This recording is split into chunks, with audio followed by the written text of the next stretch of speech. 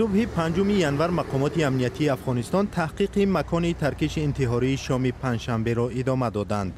وزارت بهداشت افغانستان تصدیق میکند که شام 4 ینور بر اثر بمبگذاری مرگ طلبانه در جریان یک عملیات بر ضد گردش مواد مخدر و نوشاکی‌های الکلی در کابل 11 نفر به هلاکت رسیده، کمش 25 کسی دیگر زخم برداشته است. ساعت 9 بجه شب بود که یک انتحاری آمد.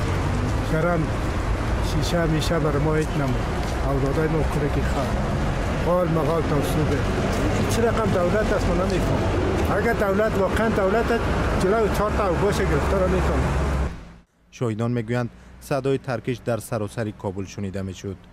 گروه دهشت افکن دولت اسلامی مسئولیت این حمله را بر دوش گرفته است. خبرگزاری اعماق مربوط به گروه دهشت افکن در این باره اظهارات پخش نمود، ولی یگان شهادت برای اثبات اظهاراتش تقدیم نکرد.